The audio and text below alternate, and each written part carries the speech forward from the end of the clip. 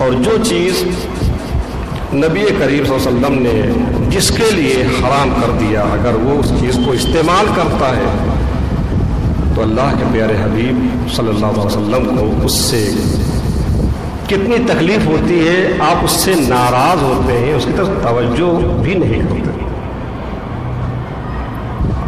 اس مناسبت سے میں ایک حدیث آپ کو سنا دوں، مسلم شریف کی حدیث سے، حضرت عبداللہ بن عباس رضی اللہ تعالیٰ عنہ سے روایت ہے۔ میں حدیث کا مضمون آپ کو سناتا ہوں، مسلم شریف کی جو حدیث ہے۔ ایک مرتبہ مسجد نبوی شریف میں اللہ کے حبیب صلی اللہ علیہ وسلم تشریف فرما ہے، بیٹھے ہوئے ہیں اور صحابہ کرام بیٹھے ہوئے ہیں، علم و معرفت کی باتیں ہو رہی ہیں۔ اتنے میں ایک جوان صحابی آئے اور یہ صحابی جو ابھی تشریف لائے تو ان کی انگلی میں سونے کی انگوٹھی تھی، ذرا شوقین تھے، یہ مالدار بھی تھے، انہیں یہ خبر نہیں تھی کہ اللہ کے حبیب نے اپنی امت کے مردوں پر سونا حرام کر دیا ہے، خبر نہیں تھی۔ خبر ہونے کے بعد کوئی صحابی اس کو استعمال کرے یہ ناممکن ہے، خبر نہیں تھی۔ بس سونے کی انگوٹھی پہنے ہوئے تھے، آئے سرکار سے سلام عرض کیا، سرکار نے چہرہ گھما لیا، ادھر بات کرنے لگے۔ اب یہ صحابی ادھر گئے، ادھر سے سلام کیا، سرکار نے ادھر چہرہ گھما لیا۔ اب اس صحابی کو احساس ہو گیا کہ اللہ کے رسول مجھ سے ناراض ہے، ناراضگی کی وجہ کیا ہے وہ سمجھ نہیں پا رہے ہیں، اور ایک سچے عاشق سے اس کا حقیقی محبوب اگر ناراض ہو جائے تو اس کے لیے تو زندگی عذاب ہے، تھوڑی دیر کے لیے بھی اگر ناراض ہو جائے تو وہ کسی کہنے والے نے کہا ہے نا کہ یا رسول اللہ آپ روٹھ جائیں تو زندگی قیامت ہے، زندگی سنورتی ہے ان کے مسکرانے سے۔ انتہائی پریشان ہوئے صحابی رسول کی، حضور کیوں مجھ سے روٹھے ہیں، مجھے دیکھنا بھی گوارا نہیں کرتے، منہ پھیر لیتے ہیں۔ اور جو ان کے احباب تھے صحابہ وہ سمجھ گئے یہ انگوٹھی پہنے ہوئے ہیں، حضور اس لیے ناراض ہیں، تو صحابہ نے اشارہ کر کے بتا دیا کہ بھائی یہ جو انگوٹھی پہنے ہو اسی لیے حضور ناراض ہیں۔ اب حدیث کا سیاق و سباق اور انداز بتاتا ہے کہ فوراً اس جوان صحابی نے، عاشق نے اپنا ہاتھ حضور کی طرف بڑھا دیا۔ نبی کریم صلی اللہ علیہ وسلم کو احساس ہو گیا کہ میرا یہ سچا عاشق میرے ناراض ہونے سے کس قدر بے چین پریشان ہے۔ حضور کا دریائے کرم جوش میں آ گیا، رحیم کریم ہے، فوراً توجہ فرمائی آپ نے، ادھر متوجہ ہوئے، مسکرا کر کے ان کا ہاتھ پکڑ کر کے انگوٹھی نکالنے لگے ان کے ہاتھ سے۔ ذرا سوچئے اس صحابی رسول کی کیا حالت اس وقت ہوگی۔ ایسے موقع کوئی عاشق سنتا ہے تو جھوم جاتا ہے کہ ابھی حضور ناراض تھے اور ابھی حضور راضی ہو گئے، ان کا دماغ تو مارے خوشی کے عرش اعظم پر ہوگا کہ اس وقت پوری روئے زمین پہ مجھ سے زیادہ خوش نصیب کوئی نہیں ہے کہ حضور میری طرف متوجہ ہے اور میری انگلی حضور کے ہاتھوں میں ہے، اتنی قربت حضور سے ہے۔ سرکار نے انگلی سے اپنے ہاتھ سے انگوٹھی نکالی اور نکال کے آپ نے انگوٹھی پھینک دی، بات ختم ہو گئی۔ کچھ دیر کے بعد مجلس ختم ہوئی، اللہ کے حبیب صلی اللہ علیہ وسلم وہاں سے اٹھے اندر چلے گئے اپنے حجرے میں، صحابہ کرام بھی اٹھ کر ایک رکعت کے بعد دیگرے جانے لگے، یہ جوان صحابی بھی اٹھ کے جانے لگے۔ کسی نے کہا کہ بھائی وہ انگوٹھی پڑی ہوئی ہے اس کو اٹھا لو، مردوں کے لیے پہننا حرام ہے تو مت پہننا، انگوٹھی ہے، سونا ہے، قیمتی چیز ہے، اٹھا لو، اس کو لے جا کے گھر میں کسی عورت کو دے دینا، بہن ہو، ماں ہو، یا بیچ دینا اس کو۔ آپ نے کیا جواب دیا؟ جائز تھا کہ انگوٹھی اٹھا لیتے، لے جا کے بیچ دیتے یا بہن وغیرہ کو دے دیتے، لیکن نہیں، آپ کہتے ہیں نہیں، جس چیز کو میرے حبیب نے پھینک دیا ہے اس چیز کو میں اٹھا نہیں سکتا۔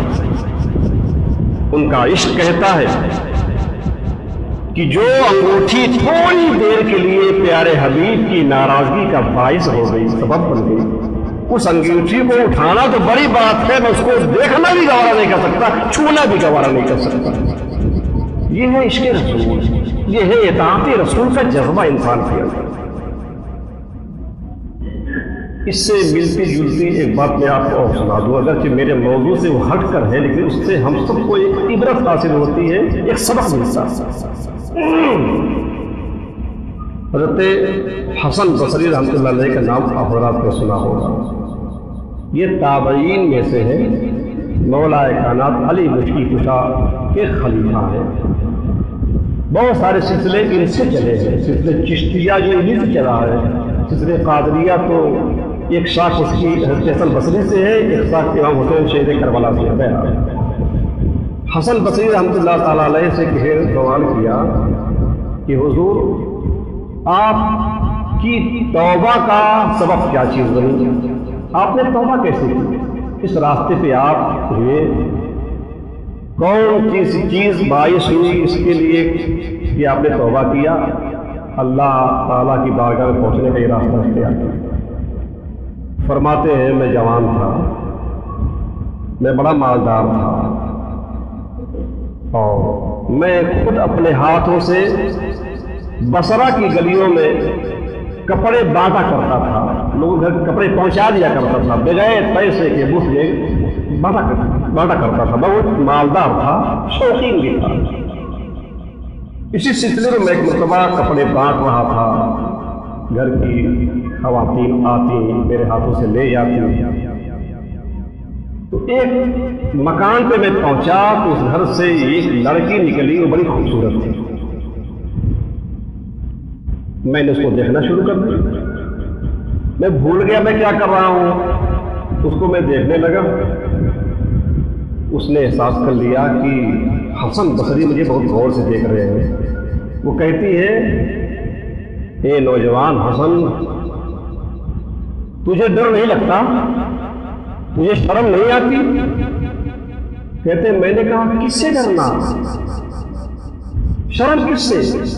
یہ بہت امیر و کبیر تھے نا، جو اکثر امیر و کبیر ہوتے کسی سے ڈرتے نہیں ہیں، بہیا ہو جاتے ہیں۔ کہا میں کس سے ڈروں، شرم کس سے؟ وہ لڑکی کہتی ہے یہ حسن، اس سے شرم کر، اس سے ڈر جو آنکھوں کی خیانتیں دیکھتا ہے، جو دل کے خیالات بھی دیکھتا ہے، اس رب سے ڈر۔ کہتے ہیں اس لڑکی کا جملہ تو بہت بڑا تھا، دل پہ دھچکا سا لگا نہیں، بہت بڑی بات کہہ رہی ہے، یقیناً رب میرا دیکھ رہا ہے، میری نیت بھی جانتا ہے، لیکن میں کیا کروں، میں دل کے ہاتھ مجبور ہو گیا۔ وہ تھی اتنی خوبصورت، دیکھتا رہا اس کو۔ کچھ دیر کے بعد لڑکی کہتی ہے حسن میری کیا چیز تجھے اچھی لگ رہی ہے، مجھے تو کیوں دیکھ رہا ہے، تجھے میں خدا یاد دلاتی ہوں، تجھے تو نہیں مانتا ہے۔ کہا اے خاتون تیری آنکھیں بڑی خوبصورت ہیں، یہ آنکھیں بالکل میرے دل و دماغ میں اتر گئی ہیں، میں کیسے کیا کروں، میرے اندر صبر کا مادہ نہیں ہے۔ وہ لڑکی کہتی ہے اچھا آپ ٹھہرے، اس کا جواب ابھی میں دیتی ہوں۔ اندر چلی گئی۔ تھوڑی دیر کے بعد اس کی خادمہ باہر آتی اور اس کے ہاتھ میں ایک تشت تھی، سینی کہہ لیجیے، بڑا برتن تھا اور کپڑے سے ڈھکا ہوا تھا وہ برتن، وہ لے کر کے آئی اور کہا کہ اس خاتون نے یہ بھیجا ہے آپ کے لیے۔ حسن بصری نے کہا کس نے؟ کہا وہ جس کو ابھی آپ دیکھ رہے تھے۔ کہا اچھا؟ کہتے میں بڑا خوش ہوا، لگتا ہے میری محبت اس نے قبول کر لیا، کوئی تحفہ اس نے بھیجا ہے۔ میں نے اس کو لیا اور جیسے میں نے رومال ہٹایا تو میری آنکھیں پھٹی کی پھٹی رہ گئی، میرے کے پیروں کے نیچے سے زمین نکل گئی۔ اس کی دو آنکھیں اس میں رکھی ہوئی تھی، دو آنکھیں اس کی رکھی ہوئی تھی اور اس میں ایک پرچہ رکھا ہوا تھا۔ کہتے ہیں میں نے کانپتے ہوئے ہاتھوں کے ساتھ پرچہ اٹھایا تو اس پرچے میں لکھا ہوا تھا اے حسن بصری ان آنکھوں نے تجھے تھوڑی دیر کے لیے اللہ کی یاد سے غافل کر دیا، ان آنکھوں نے تجھے بدنگاہی کرنے پہ مجبور کر دیا۔ جو میرا عشق میرے رب سے ہے، مجھے گوارا نہیں ہے کہ یہ آنکھیں میرے وجود کے اندر رہیں، مجھے یہ آنکھیں پسند ہے تو لے تو آنکھیں لے جا اور دیکھتا رہا اپنی ان آنکھوں کو، مجھے ان آنکھوں کی ضرورت نہیں ہے جن آنکھوں کی وجہ سے اللہ کا کوئی بندہ تھوڑی دیر کے لیے بہک جاتا، فتنے میں مبتلا ہو جاتا۔ کہتے ہیں اس کا یہ خط پڑھا، اس کی آنکھیں دیکھی، میری حالت کیا ہوئی۔ گھر آیا، پوری رات میں روتا رہا، گراتا رہا، اللہ کی بارگاہ میں فریاد کرتا رہا۔ یہ ہے میری توبہ کا سبب۔ کہتے ہیں جب صبح ہوتی ہے تو میں نے سوچا کہ میں جاؤں اس لڑکی کا شکریہ ادا کراؤں جس نے مجھے اللہ کی دہلیز تک پہنچا دیا تھا۔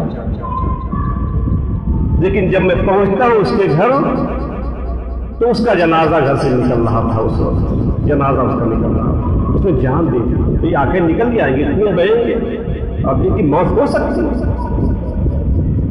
دوسری رات میں کہتے ہیں میں نے خواب دیکھا کہ وہ لڑکی، اس کی آنکھیں پہلے سے بھی زیادہ خوبصورت ہے، جنت کے محلات میں ٹہل رہی ہے۔ میں نے اس سے قریب ہو کر کہا کہ خاتون مجھے کوئی نصیحت کرے، آپ نے بہت بڑا احسان میرے اوپر کیا ہے لیکن آپ نے قربانی بہت بڑی دی، کوئی نصیحت کرے۔ تو خاتون نے کہا حسن بصری میری صرف ایک نصیحت ہے، صرف ایک نصیحت ہے کہ ہمیشہ اس رب کو یاد رکھا کر، کبھی اس کو بھولا نہ کر، جب اس کو بھولے گا نہیں تو کبھی کوئی غلطی نہیں کرے گا۔ کتنا اچھا ہوتا کہ آپ یہ واقعہ اپنے گھروں میں جا کر کے جس کی بیٹیاں ہیں ان کو سنا دیتے، جن کی بہنیں ہیں ان کو سنا دیتے۔ ہم میں سے کتنے ایسے ہیں کہ ہماری بہنیں، ہماری بیٹیاں بیٹھ چکی ہیں، وہ فیشن کرتی ہیں، اچھے کپڑے پہنتی ہیں، اچھا نقاب لگاتی ہیں، اچھی آوازیں بناتی ہیں تاکہ مردوں کو فتنہ میں مبتلا کریں۔ جب وہ یہ واقعہ سنیں گی تو یہ سبق حاصل ہوگا کہ وہ بھی اسی امت کی ایک خاتون تھی کہ تھوڑی دیر کے لیے اس کی آنکھوں کو دیکھ کر کے ایک نوجوان کا بچہ ہے، اس نے آنکھیں نکال کے اس کو دے دی، آنکھیں نکال دی۔ تو پھر وہ عورتیں، وہ بچیاں ہماری وہ بہنیں، بیٹیاں جو مردوں کو فتنہ میں مبتلا کرنے کے لیے، مردوں کو متوجہ کرنے کے لیے، مردوں کو جانب راغب کرنے کے لیے جو کچھ فیشن وغیرہ کرتی ہیں، وہ کس قدر عذاب میں مبتلا ہوں گی، انہیں اس واقعے سے سبق حاصل ہوگا۔ بہرحال اب وہاں بھی صحابی رسول نے اس لیے انگوٹھی نہیں اٹھائی کہ اس انگوٹھی نے کوئی دیر کے لیے میرے پیارے حبیب کو ناراض کر دیا، جس وجہ سے میرے حبیب ناراض ہو گئے، میں اس کو چھو بھی نہیں سکتا ہے، کتنی بھی قیمتی چیزوں میں اس کو لے نہیں سکتا۔ تو مردوں کے لیے ریشم پہننا، سونا پہننا حرام تو حرام ہے ہی۔ اس سے معلوم ہوا کہ اللہ کے رسول اللہ کو اس سے تکلیف ہوتی ہے، حضور ناراض ہوتے ہیں جب تک آدمی پہنے رہتا ہے۔ انگوٹھی قطعاً مردوں کے لیے سونے کی جائز نہیں ہے، چین بھی سونے کا، یہ جو زنجیریں پہنتے ہیں یہ بھی جائز نہیں ہے۔ صرف اور صرف مردوں کے لیے انگوٹھی جائز ہے چاندی کی، اور بھی ایک انگوٹھی جو 4.5 ماشے سے کم کی ہو، یہ بھی شرط ہے، 4.5 ماشے سے کم کی ہو، ایک انگوٹھی ہو۔ کتنے لوگ 2-2 3-3 انگوٹھیاں پہنے رہتے ہیں، یہ مردوں کے لیے جائز نہیں ہے۔ ایک انگوٹھی ہو اور وہ بھی نگینے والی انگوٹھی ہو، بغیر نگینے کی انگوٹھی پہننا بھی مرد کے لیے جائز نہیں ہے۔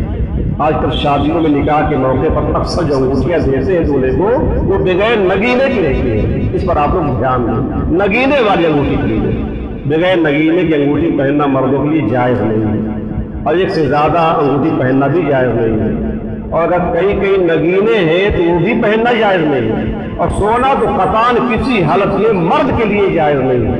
یہاں تک کہ اگر بچوں کو پہنائیں گے آپ، جو بچے ہیں، بچیاں نہیں، تو وہ تو نہیں گنہگار ہوں گے، پہنانے والے گنہگار ہوں گے۔ تو یہ سونا پہننا مردوں کے لیے، اس طرح سے مہندی لگانا جو مردوں کے لیے حرام کیا ہے کہ مرد مہندی لگاتے ہیں، ہم تو لوگ لگاتے ہیں شادیاں کم سے کم انہیں بھی لگا لیا کرتے ہیں، یہ حرام ہے۔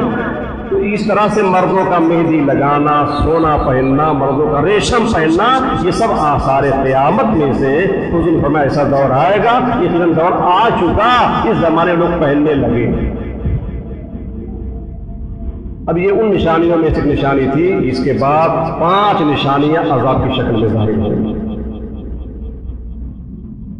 ایک حدیث ہم سن رہے ہیں، ایک حدیث عوام و خواص میں بڑی مشہور ہے کہ نبی کریم صلی اللہ علیہ وسلم نے ارشاد فرمایا ہے کہ قیامت قریب آئے گی، اس سے پہلے ایک زمانہ ایسا آئے گا کہ دین کا کام بھی درہم اور دینار کے بغیر نہ چلے گا۔ یہ بھی حضور نے فرمایا، قیامت کی نشانیوں میں سے یہ بھی ہے، دین کا کام بغیر روپے پیسے کے نہیں چلے گا۔ اس کا 2 مفہوم، ایک تو یہ ہے کہ دین کا کام کرنے کے لیے کوئی بغیر روپے پیسے کے تیار ہی نہیں ہوگا۔ کیا یہ دور نہیں آیا ابھی؟ ہمارے دیہاتوں میں تو بھی امامت لوگ مفت کرتے ہیں، اذان دیتے ہیں بغیر پیسے کے۔ شہروں میں کوئی امام ملتا ہے بغیر پیسوں کے، تو امامت کرنا دین کا کام ہے، بغیر پیسے کے امام نہیں ملتا۔ اذان دینا بھی دین کا کام ہے، بغیر پیسے کے کوئی مؤذن نہیں ملتا ہے۔ شہروں میں تو بغیر پیسے کے فاتحہ بھی نہیں کرتا ہے۔